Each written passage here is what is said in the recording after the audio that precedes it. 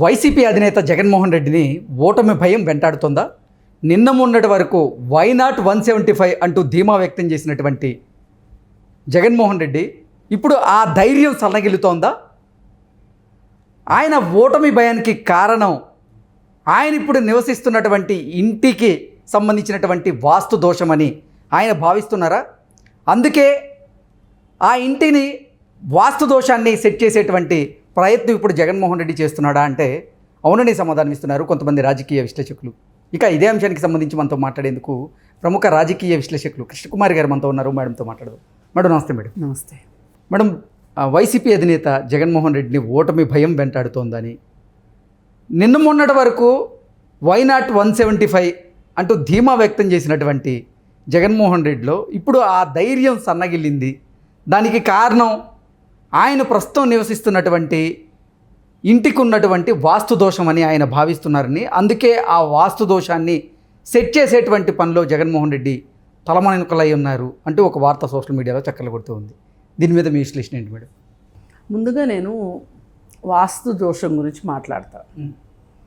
అయితే వాస్తు దోషము అనేది ఎట్లా ఉంటుందంటే, ఇప్పుడు బాగా ప్రాచుర్యం పొందిన ఒక వాస్తు నిపుణుని ఒక ఇంటికి తీసుకెళ్ళి చూపించామనుకోండి, ఆయన మార్పులు చేస్తాడు. ఆ మార్పులు చేయకుండా అలానే ఉంచి ఇంకొక వాస్తు నిపుణుని తీసుకొచ్చామనుకోండి, ఆయన కూడా వద్దండుడే.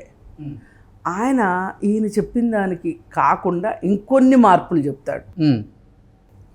ఇప్పుడు మనం మూడోసారి ఆయన అంతే వద్దండు, పేరెన్నిక కన్నా ఆయన తీసుకెళ్ళామనుకోండి, ఇల్లు బ్రహ్మాండంగా ఉందండి, అసలు దీంట్లో వాస్తు దోషం ఉందని ఎవరు చెప్పారు మీకు అని మాట్లాడతారు. అంటే ఈ వాస్తు దోషము అనేది ఖచ్చితంగా మన గాలి వెలుతురుకి అనుగుణంగా, మన ఇల్లు ఈస్ట్ ఫేసింగ్లో ఉందనుకోండి, దానికి గాలి వెలుతురు ఒక రకంగా వస్తుంది. వెస్ట్ ఫేసింగ్లో ఉంటే ఒక రకంగా వస్తుంది. సౌత్ ఫేసింగ్ ఇళ్ళకి ఒక రకంగా వస్తుంది. నార్త్ ఫేసింగ్ ఇళ్ళకి ఒక రకంగా వస్తుంది. అవును.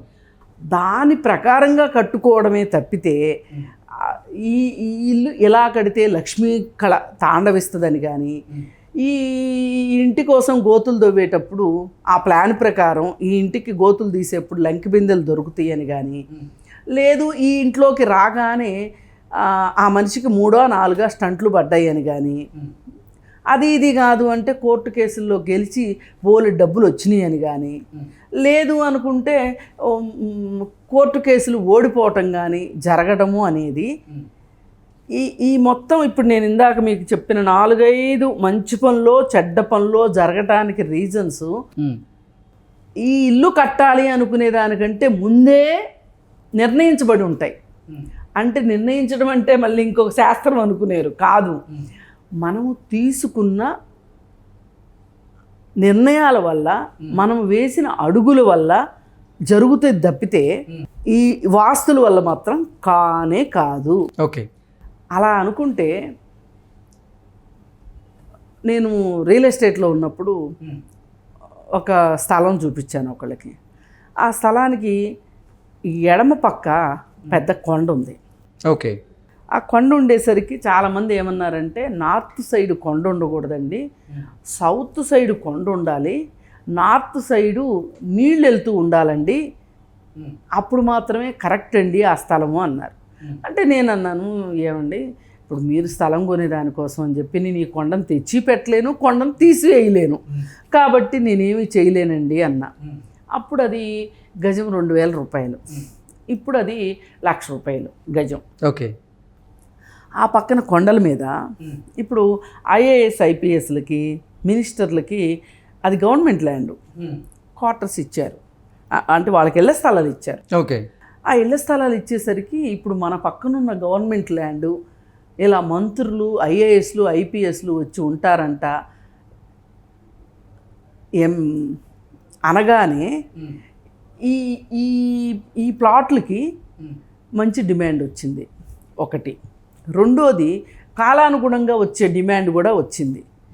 మరి ఇప్పుడు ఈ రకంగా చూసుకుంటే మొదట నాతో వాళ్ళు అన్న దీని ప్రకారం, అంటే న్యాచురల్గా ఉన్న కొన్ని ప్రాథమిక సూత్రాల ప్రకారంగా చూస్తే ఆ స్థలం అంత రేటు పెరగకూడదు. ఓకే. నిజంగా నార్త్ సైడ్ ఎత్తుంటే అది వాస్తు లోపమే అనుకుంటే అలా జరగటానికి వీల్లేదు. ఎందుకంటే నా కంటితో నేను చూసిన ఎగ్జాంపుల్స్ ప్రకారం నేనైతే వాస్తుని నమ్మను. కానీ గాలి వెలుతురు ధారాళంగా వచ్చేలాగా ఇల్లు కట్టుకోవడం కరెక్టు. కానీ మనకి సంపదలు పెరిగే కొద్దీ, అలాగే పదవులు వచ్చే కొద్దీ, మనం ప్రాచుర్యం మనకి పెరిగింది అని మనం అనుకున్న కొద్దీ మనకి ఒక అభద్రతా భావం వస్తుంది. ఏ మనిషికైనా, మీరు కావచ్చు, నేను కావచ్చు, ఇంకొకళ్ళు కావచ్చు, ఎవరైనా సరే అభద్రతా భావం వస్తుంది. ఎందుకంటే ఆ మనుషులు వాళ్ళని నమ్ముకోరు, వాళ్ళని నమ్మరు. వాళ్ళు ఇవేవో వచ్చాయి, ఇలా వచ్చినాయి, ఎలా పోతాయో అనే ఒక ఇన్సెక్యూరిటీ పనిచేస్తుంది మనుషుల్లో. ఈ ఇన్సెక్యూరిటీ పనిచేసినప్పుడు ఏం చేస్తారు అంటే దీన్ని సెక్యూర్ చేసుకుందాము అనుకుంటారు. ఈ సెక్యూర్ చేసుకుందాం అనే ప్రాసెస్లో ఎవరో వాస్తు పండితులను, ఎవరో జ్యోతిష శాస్త్రంలో వీళ్ళెవరినో నమ్ముతారు. వాళ్ళు వచ్చేసి ఏం చేస్తారు అంటే ఇగో ఈ యాగం చేయండి, ఈ మార్పులు చేయండి అలా చెప్తారు తప్పితే కూర్చోబెట్టి నువ్వు ఇంత సంపాదించటానికి నువ్వు సరి అయిన సమయంలో సరి అయిన పని చేసావు, సరి అయిన ప్రదేశంలో చేసావు కాబట్టి నీకు ఈ ఫలితం వచ్చింది, అంతే తప్పితే వేరే ఏమీ కాదు, ఈ వాస్తులు ఇవేమీ లేవు అని చెప్పగలిగే వాళ్ళు ఎవరన్నా ఉన్నా కానీ ఈ చెప్పింది అర్థం చేసుకునే మనస్తత్వం వాళ్ళకు ఉంటే ఇలాంటివన్నీ ఇప్పుడు మనం మాట్లాడుకునేవన్నీ రావు. ఇది వాస్తు శాస్త్రం గురించి. ఇకపోతే మన జగన్మోహన్ రెడ్డి గారి ఇంటి వాస్తు గురించి మాట్లాడుకుంటే ఇప్పుడు ఆయన వాస్తు మార్పులు చేస్తున్నారు అని చెప్పి బయటకు వచ్చేసింది వార్త. ఎందుకంటే అక్కడ వాళ్ళు ఇక్కడ ఉన్నారు, ఇక్కడ వాళ్ళు అక్కడ ఉన్నారు, వేగులు వాళ్ళు. ఇక్కడ వార్తలు అక్కడికి వెళ్తాయి, అక్కడ వార్తలు ఇక్కడికి వస్తాయి, తెలిసిపోయింది అందరికీ. సరే, దీంట్లో గమ్మత్తు ఏంటి అంటే ఆయన మార్పులు చేసేస్తున్నాడు, వాస్తు మార్పులు. ఇప్పుడు ఒకానొక సందర్భంలో ఇలాగే వాస్తు మార్పులు చేసిన ఆయన ముఖేష్ అంబానీ ఉన్నారు. ఆయన యాంటీలియా అని చెప్పి ఓ పెద్ద ఇల్లు కట్టారు బాంబేలో. ఆ స్థలము వక్ఫ్ బోర్డు స్థలం. దాన్ని ఆయన ఏదో విధంగా చేజిక్కించుకున్నారు ఒక మంచి ప్రదేశంలో. అది దానిలో కట్టిన ఇల్లు బోలే డబ్బులు ఆయనకి, మామూలు డబ్బులు కాదు కదా. ఆయనకి డబ్బులు ఎలా వచ్చినాయో ప్రపంచం మొత్తానికి తెలుసు. ఆయన ప్రభుత్వ రంగ సంస్థలన్నింటినీ ముంచి డబ్బులు సంపాదించాడు, అడ్డదిడ్డంగా సంపాదించాడు. ఆయన చరిత్ర చూస్తేనే తెలిసిపోతుంది. మరి అలాంటప్పుడు ఆయనకి ఏదో ఒక క్షణంలో ఏదన్నా ఒక నష్టం వచ్చినప్పుడు ఆయనకి ఏమనిపిస్తుంది, అరే నేను ఒక భూమిలో దాన్ని ఏదో ఒక మతలబు చేసి దానిలో ఇల్లు కట్టా. అది ఎప్పుడైనా ఎవరైనా ఒక గట్టి అధికారులు వస్తే ఈ పేపర్లన్నీ వెనక్కి తీస్తే ఏంటి నా పరిస్థితి అని ఒక భయం. రెండోది, నేను ఇంత ఇల్లు కట్టాను కదా, ఈ ఇల్లు చుట్టూ చూసే వాళ్ళ నజర్ పడి ఉంటుందేమో, అంటే వాళ్ళ దిష్టి తగిలిందేమో అనే ఒక భయం. అంటే ఆ ఇన్సెక్యూరిటీ ఎలా అయిపోతుందంటే ఎక్కడైనా ఆయనకి వ్యాపారాల్లో ఏదన్నా ఎదురుకొట్టింది అనుకోండి, ఎక్కడన్నా నష్టం వచ్చిందనుకోండి, ఇమ్మీడియట్గా ఆయన దృష్టి ఆ ఇంటి మీదకి వెళ్తుంది. అసలు ఇప్పటిదాకా నాకు ఎదురే లేదు, ఒక సంక్షోభం వచ్చింది ఆయనకి. ఆ వచ్చిన సందర్భంలోనే ఆయన వాస్తు మార్పులు చేశారు. అది అయిపోతే కేసీఆర్ యాగం చేశాడు గెలవాలి అని, రాజశ్యామల యాగం చేశాడు. మరి రాజశ్యామల యాగం చేస్తే మరి ఆయన గెలవాలి కదా. అంతెందుకు మేడం, సెక్రటేరియట్లో కూడా వాస్తు దోషాలు ఉన్నాయని చెప్పి ఆ పాత సెక్రటేరియట్ని కూలగొట్టి కొత్తది కొట్టారు కదా, కూలగొట్టి కట్టారు. ఏమైంది? సెక్రటేరియట్ అయితే బాగానే కట్టావు, నువ్వు నీ కొడుకు ఏలాలనుకుంటే అది అవ్వలేదు, రాజశ్యామల యాగం వల్ల నువ్వు గెలవను లేదు, సెక్రటేరియట్ని ఏలలేదు, అయిపోయిందా? ఈ రెండు ఎగ్జాంపుల్స్ చూసావా. ఇప్పుడు జగన్మోహన్ రెడ్డి దగ్గరికి వస్తే జగన్మోహన్ రెడ్డికి ఈరోజు వాస్తు దోషము అని ఏదైతే అనుకుంటున్నాడో అలా కాకుండా ప్రశాంతంగా కూర్చొని నేను అధికారంలోకి వచ్చే ముందు ఏం తప్పులు చేశాను ఒప్పులు చేశాను కాసేపు మర్చిపోండి. ఎందుకంటే అంతకుముందు కూడా చాలా కిరాతకాలు చేశాడు. తండ్రి శవం అక్కడ ఉండగా సంతకాలు పెట్టించుకున్నాడు ముఖ్యమంత్రి అవ్వాలని. క్విట్ ప్రోకో ద్వారా డబ్బులు సంపాదించాడు. అవన్నీ ఇప్పుడు అప్రస్తుతం. ఇప్పుడు ప్రస్తుతం ఈ 5 ఏళ్ల కాలంలో నువ్వు అధికారంలోకి వచ్చిన దగ్గర నుంచి నువ్వు చేసిన విధ్వంసమే నీ విధ్వంసానికి కారణం కాబోతుంది అనే సంగతి అర్థమయ్యేటట్లు చెప్పగలగాలి. ఎవరు చెప్తారు? మొండివాడు రాజు కన్నా బలవంతుడు అంటారు. ఈ జగన్మోహన్ రెడ్డి రాజు కన్నా మొండివాడి కన్నా ఇంకా ఇంకా మొండివాడు. ఎవరు చెప్తారు అతనికి? ఇప్పుడు అతను చేసిన పనులు ఏకరువు పెట్టుకుంటే మొదటిగా అతను ప్రజావేదికను కూల్చాడు, అయిపోయిందా? తర్వాత నెక్స్ట్ అమరావతి మీద పడ్డాడు. ఆ తరువాత రివర్స్ టెండరింగ్ అని పోలవరం ఆపేశాడు. పోలవరము స్పీడ్ తగ్గటం వల్ల ఎంతమంది రైతులు నష్టపోయారు. ఆ రైతులందరూ బాధ. అదేదో ఈయనకి డైరెక్ట్గా వచ్చి శాపాల్లాగా తగిలినాయి అని నేను అనను, కానీ అభివృద్ధి ఆగిపోయిన చోట ఎక్కడైనా సరే ఒక నిరాశ నిస్పృహ, ఆ వాతావరణంలోనే ఆ నిరాశ నిస్పృహ ఉంటుంది. ఎందుకంటే మనుషులు సంతోషంగా ఉంటే, సంతోషంగా వాళ్ళ భావాల్ని పంచుకుంటూ ఉంటే ఈ సంతోషం అనేది ఎలా ఉంటుందంటే అది ఒక పెద్ద అంటురోగం లాంటిది. కరోనా కంటే వేగంగా వ్యాపించగలిగిన అంటురోగం సంతోషం అనేది. ఇప్పుడు నేను సంతోషంగా ఉన్నా, నా సంతోషం చూసి మీకు కూడా సంతోషంగా ఉండాలనిపిస్తుంది, మన ఇద్దరిని చూసి ఇంకొంతమందికి అనిపిస్తుంది. అలా ఒక సంతోషం అనేది వెల్లువిరుస్తూ ఉంటుంది వాతావరణంలో, ఒక పాజిటివ్ ఎనర్జీ అంటారు, అవన్నీ ఉంటాయి. మరి పోలవరం కథ అది.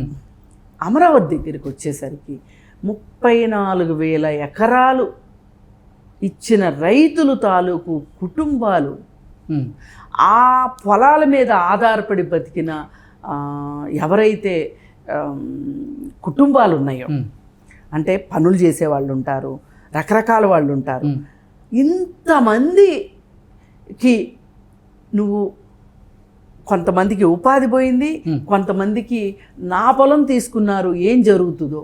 ఇప్పుడు వాళ్ళు ఆ పొలం ఇచ్చిన వాళ్ళందరూ కూడా వాళ్ళు ఏదో దేశం కోసం త్యాగం చేశారని నేను అనను, కానీ ఒక మంచి ఉద్దేశం కోసం ఇచ్చారు. ఓకే, ఈ మంచి ఉద్దేశం వల్ల మేము బాగుపడతాము, మన ప్రాంతము బాగుపడుతుంది, తద్వారా తరతరాలు బాగుంటాయి అనే ఉద్దేశంతో ఇచ్చారు. వాళ్ళు 5 పైసలు తీసుకోకుండా ఇచ్చారు, కవులు మాత్రమే తీసుకుందాం అనుకున్నారు. మళ్ళీ వీళ్ళు కమర్షియల్ సైట్ ఇస్తే ఆ సైట్లో ఏదన్నా చేసుకోవచ్చు అనుకున్నారు. తప్పేం కాదు కాదు, వాళ్ళు ల్యాండ్ ఇచ్చే ఇవన్నీ కావాలనుకున్నారు. పోగా ఈ ప్రతిపాదనలన్నీ ప్రభుత్వం వైపు నుంచే వచ్చినాయి, వాళ్ళ వైపు నుంచి రాలా.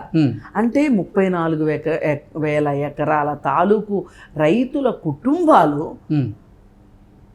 నీకు వ్యతిరేకంగా ఉన్నాయి. అది ఎందుకు మర్చిపోతున్నావు? ఇంత వ్యతిరేకత కూడగట్టుకున్న తర్వాత ఆ ఇంటికి పూర్తి వాస్తు ఉన్నా కానీ నీకు నష్టమే జరుగుతుంది. ఇప్పుడు ఈ పని పాటలు చేసుకునే వాళ్ళు ఉన్నారు చూసారా, రైతు కూలీలు కావచ్చు, ఇంకొకళ్ళు వాళ్ళందరూ నష్టపోయిన తర్వాత నీకెట్లా మంచి జరుగుతుందని నువ్వు అనుకుంటావు? అంటే అసలు ఆ ఏరియాలోనే ఒక మంచి వాతావరణం లేదు. పైగా వాళ్ళు అంటే అమరావతి రైతుల శాపమే జగన్మోహన్ రెడ్డి నేను శాపం అనను, ఎందుకంటే నేను వాస్తులోనే నమ్మకం లేదని చెప్పిన దాన్ని శాపాల దగ్గర నేను ఎందుకు చెప్తాను? శాపాలు కాదవి. అవి ఏంటంటే ఎప్పుడు కూడా రాజు ప్రజల శ్రేయస్సు కోరుకుంటే ప్రజలు రాజు శ్రేయస్సు కోరుకుంటారు. ఇప్పుడు పాలకులు ఈ ఆధునిక కాలంలో ముఖ్యమంత్రి ప్రజల శ్రేయస్సు కోరుకుంటే 4 కాలాలు ఉంటాడు. ఈ రోజుకి ఎందుకండి ఎన్టీఆర్ గురించి మాట్లాడుకుంటారు? ఎందుకు మాట్లాడుకుంటారు చెప్పండి? తిండి లేనోళ్ళకి తిండి పెట్టాడు, బట్ట లేనోడికి బట్ట ఇచ్చాడు, బీసీలకి రాజ్యాధికారం ఇచ్చాడు. ఇంతకన్నా ఏం మాట్లాడతారు చెప్పండి? ఒక 10 ఎకరాల రైతు ఇంట్లో కూడా తెలంగాణలో కొన్ని ప్రాంతాల్లో వరి అన్నం తినడం తెలియదు వాళ్ళకి, లేదు. ఒక పూట తింటే ఒక పూట పస్తుండే పరిస్థితి, ఏం తిన్నారో వాళ్ళు తెలియని పరిస్థితులు. పల్లెటూర్లకు వెళ్తే ఈ రోజుకి మీరు వెళ్ళండి, కథల కింద చెప్తారు. మా పొట్ట నిండింది అంటే ఎన్టీఆర్ వల్లే అని చెప్పుకుంటారు. ఉమ్. అదండి 10 కాలాల పాటు చెప్పుకోవడం అంటే. అలాంటి ఎగ్జాంపుల్స్ తీసుకుని నువ్వు గనక పనిచేసి ఉంటే ఇవాళ అసలు నువ్వు తాడేపల్లి ప్యాలెస్లో కూర్చున్నా నువ్వు గెలిచి ఉండేవాడివి. ఉమ్. దానికి వాస్తు లేదు, గాడిద గుడ్డు ఏమీ లేదు. ఇవన్నీ ఒట్టి మాటలు. ఉమ్. ఇంతమంది ప్రజల వ్యతిరేకతని నువ్వు కూడగట్టుకున్న తర్వాత ఆ వ్యతిరేకత నీకు ఓట్ల రూపంలో జరుగుతుంది. ఇది శాపం అంటే. ఓకే. వేరే శాపాలు ఇప్పుడు శాపమే ఉంది అనుకుందాం అనుకోండి, మరి ఒక యజ్ఞం చేస్తే కూడా మంచి జరగాలిగా. ఉమ్. అందుకే శాపాలు యజ్ఞాలు ఇవన్నీ బూటకం అని చెప్పేది. అందుకే వాస్తులు ఇవన్నీ. ఇప్పుడు ఈ నష్టపోయిన ప్రజలందరూ ఓట్ల రూపంలో జగన్మోహన్ రెడ్డికి సమాధానం చెప్తారు. ఆ సంగతి జగన్మోహన్ రెడ్డికి అర్థమైంది. ఓకే. అర్థమయ్యి నేను చేసిన తప్పులు ఇవి సరిదిద్దుకోవడానికి నాకు అవకాశం లేదు కాబట్టి వాస్తు పేరుతోటి వాస్తు సెట్ చేస్తే వీళ్ళందరూ సెట్ అవుతారు అనుకుంటున్నాడు. ఇది ఒట్టి భ్రమ. ఈ రోజుకైనా సరే అమరావతి విషయంలో నేను తీసుకున్న స్టాండ్ తప్పు అని గనక అతను మాట్లాడితే, పోలవరం విషయంలో రివర్స్ టెండరింగ్ రాంగ్ డెసిషన్ అని ఒప్పుకుంటే, వైజాగ్ స్టీల్ ప్లాంట్ విషయంలో నేను సరైన నిర్ణయం తీసుకోలేదు అని ఒప్పుకుంటే, ఇట్లాంటి ఇంకా నేను మద్యం పాలసీ తప్పు, ఇసుక పాలసీ తప్పు, ఇదంతా నేను రాష్ట్రానికి అన్యాయం చేశాను అని గనక అతను ఒప్పుకుంటే ఏమైనా ఓటింగ్ శాతం పెరుగుతుంది. అంతేకాని గెలుస్తాడు అనుకోవటం భ్రమ. ఆయన అసలు ఆ తాడేపల్లి ప్యాలెస్ని మొత్తాన్ని కూల్చినా గెలవడు. వాస్తు మార్పులు కాదు, కూల్చేసినా గెలవడు.